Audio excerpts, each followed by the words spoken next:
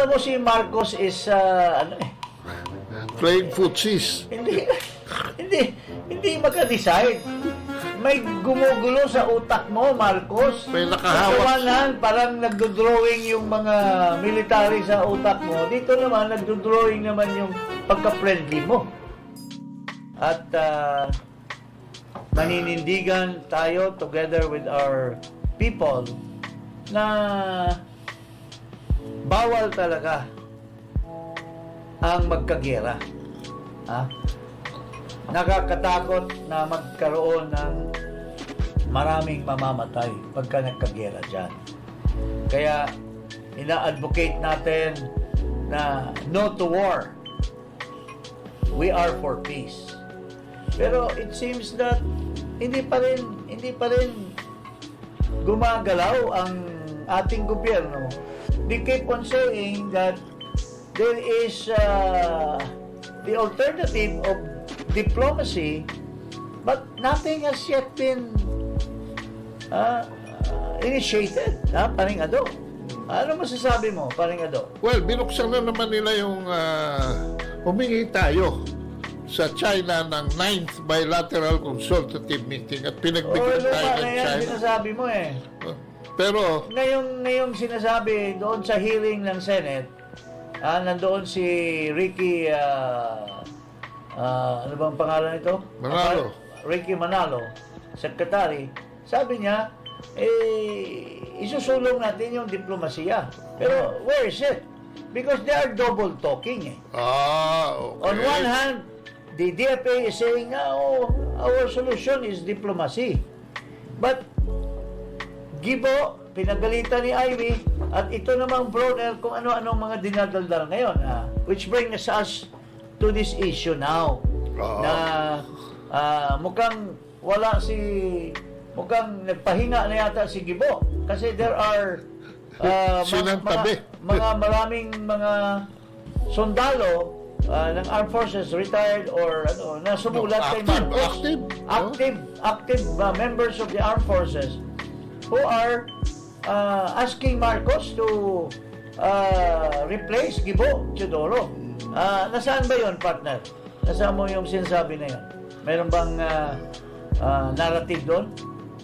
Well, ang iniaangal ng mga active military service ay hindi malaman ng punot dulo ng mga aksyon at mga statements ni Gibo Teodoro pagdating dito. At mukhang nag-grandstanding lang siya. Kasi ang suspecha ng karamihan ay tatakbo siya sa 2025 senatorial elections. Kaya medya lagi ang sinasabi at medyo nandun pa sa nagmimistulang provocative para magmukhang matapang. No? At nationalistic. Wow. Anyway, mukhang wala sa limelight ngayon siya. At ito si Mr. Browner. Ang nagdadaldal ngayon. At ito, pakinggan natin, mayroon siyang nilirekomenda sa isang Pangulo. Wala din namang alam tungkol dito. Pakinggan natin. Ito. AFP presents new plan. New plan, ha? New plan. For resupply mission to Marcos. Galing, ha? Galing. The Armed Forces of the Philippines laid out before President Marcos a new strategy for the resupply mission at the BRP Sierra Madre in Ayungin Shoal in the West Philippine Sea to prevent a repeat of the violent June 17 operation. No? The new plan was presented by no less than AFP Chief of Staff General Romeo Browner during the mid-year command conference at Camp Aguinaldo in Quezon City last July 4 days ago. They have the right to defend themselves. Okay. Ngayon, papasok na yun sila uli. Nandyan na yung mga Chinese vessels Nandyan na yung big, large vessel, di ba? So, ano ngayon mangyayari? Mayroon silang, magdala sila ng baril. Magdala sila ng kung ano-anong mga weapons. Kasi, lalaban eh. Hindi ko ba intindihan ko? Terms of engagement, yung ba yung sinasabi mo, bro, na what if pagkatuluyan talaga yan? Anong mangyayari? Gera na. Ang instruction kay Browner ng Presidente is to de-escalate. Now, you tell me, Secretary, how the new model will de-escalate? Hindi nga, palaban nga eh. Palaban nga eh. Palaban nga yung So, you will escalate? Broner, palaban. Oh. Ha? So, ito Gusto mo, Broner, gera. Oh. Tapos dito sa kanyang interview, ayaw niya ng gera. Are you contradicting yourself, Mr. Broner? And yes, alam mo, Secretary, there is only one way to deal with the resupply mission.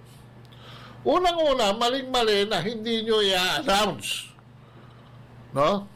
Dahil magugulat yung kalaban. Hindi, maski hindi nila i-announce, malalaman din kasi minumonitor sila.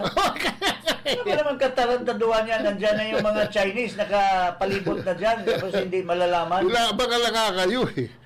Oh. Nako. So, Talagang the only formula that will work here is the formula of itong armed forces na ito eh. Vice Admiral Albert Carlos. Ha? Yun ang magaling. Yun ang magaling. Dapat yun ang gawin ng Chief of Staff Chief of the Staff, Armed ano Forces. ito si Browner? Wala naintindihan Wala to. yan eh. Oh. Bring back Spokesman Albert lang naman yan Carlos. doon sa Marawi eh. Tapos naging AFP chief. Ano ba yan? Si Admiral Carlos, alam niya kung mag-engage, alam niya kung mag-disengage. Ha? Alam niya kung determination at pwersa ang gagamitin o di kaya diplomasya. Kasi Alam niya kumausap. He is a fulfilled Navy professional. Alam niya yung galaw dyan sa South China Sea. Ito. Nanguhula lang naman ito. Army yata ito eh. Oh, Army. Alam mo, Dito ka, problema natin eh. girahin mo, maghanda ka doon sa gulo na mangyayari dyan sa barn. Kasi ginugulo ngayon ang barn. So doon ka mag-abang. Kasi baka babalik tayo sa dati.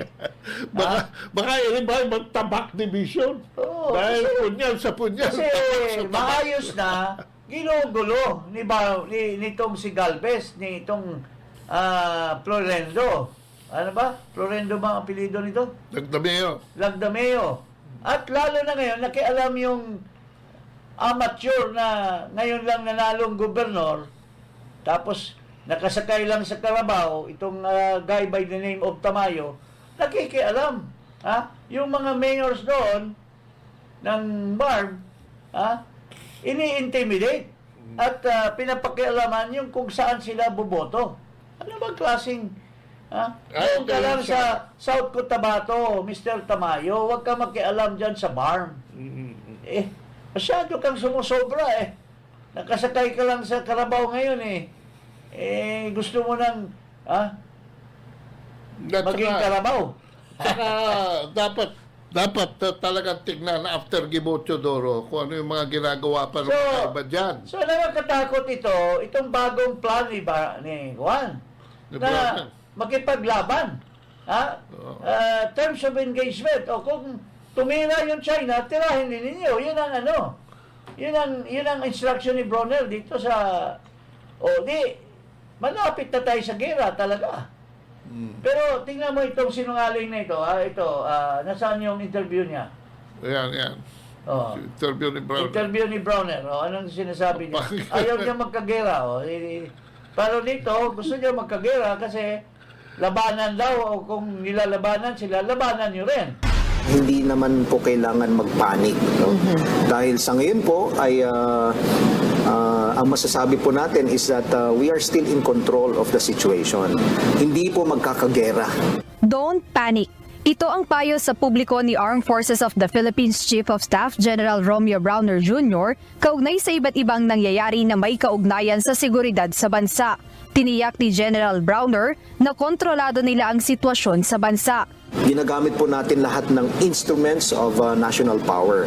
Hindi lamang po kasi military ang instrument of national power natin. We have economic, information, and diplomacy. Pinabulaanan din niya ang mga kumakalat na post o mga mensahe tungkol sa mga kaguluhan maging ang presensya umano ng maraming mga tangke at sundalo sa ilang lugar sa bansa. Wala aniyang magiging magandang dulot ang giyera para sa bansa maging sa bansang sasakop sa atin. Ayaw po natin magkagera kasi talo po tayong lahat, no? Tayong mga Pilipino, so sino man yung sasakop sa atin or gustong sumakop sa atin, talo rin sila, no? Dahil wala pong mananalo sa gera. Kontrolado daw nila ang sitwasyon. Bakit nagpanik kayo? Hindi ang taong bayan ang nagpanik kasi ang taong bayan are already destined kung what the leadership of this country is bringing these people to the gutter or to the canal or whatever. Ready ang taong bayan. Pero kayo ang nagpanik kasi bakit? Nabigla kayo na pinagpalakol kayo ng mga inchik. Ha? Pinagpuputulan kayo ng ngayon, kung uulitin yon, anong magagawa mo? Kontrolado mo ba yan? Magpadala ka ngayon ng mission uli, harangin ngayon ng China. Anong gagawin nyo? Pero ang instruction niya, lumaban daw. Ha? Let us do the things according to the terms of engagement. Ang China ngayon, palaban na pero bakit pa kayo kasi nakialam sa armed forces? Bakit hindi nyo na ipaubaya ito lahat? Bakit daldal ng daldal, ginugoyo nyo si Marcos na wala man lang alam yan? Dapat ipaubaya nyo na sa diplomacy. Ha? Tingnan nyo yung mga pinaggagawa ni Duterte. Ha? Na walang-wala tayo noon, wala tayong saging, wala tayong kung ano-ano. Pero look what Duterte did during those times when he assumed office. Ito, tingnan mo. Ang ating banana, pineapple, hindi na tinatanggap. So I had to go to China to ask them, President Xi Jinping, Sir, what is wrong with our products? We used to export to your country in so many volumes. Why are you now stopping it? Hindi na, wala nang bumibili ng banana natin para sa feeds na lang. Totoo. So sabi ko, bakit? Pati yung pineapple, what's wrong? Alam mo na, because they think that we are dovetailing. Pasunod-sunod lang tayo kung anong foreign policy. So sabi ko, no. Because I will chart an independent policy. So we're friends. Tinawagan ko si President, si Trump, isa pa rin yun, si Trump.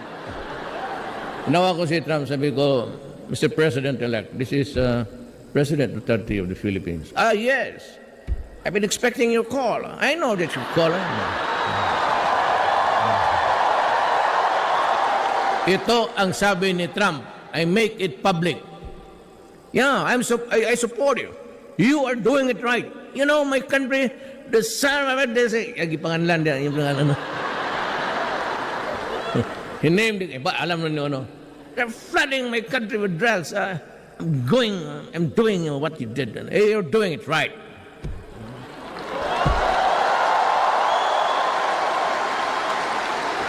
Alam mo, si Trump is a realist, a pragmatic thinker.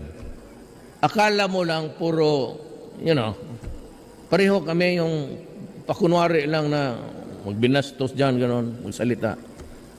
Pero, hindi na alam, yan si Trump, nag-iisip ng malalim yan. Hindi yan maging bilyonaryo. Makatayo ka lang ng isang poste, puta, bilyonaryo ka na. Paano ka maging bobo? Totoo. We showing this because we want to relate to the issue of diplomacy. Ano ba talaga? Alam mo si Marcos is Playing footsies. hindi maka-decide. May gumugulo sa utak mo, Marcos. May nakahawak. Kawanan, parang nagdo-drawing yung mga military sa utak mo. Dito naman, nagdo-drawing naman yung pagka-friendly mo.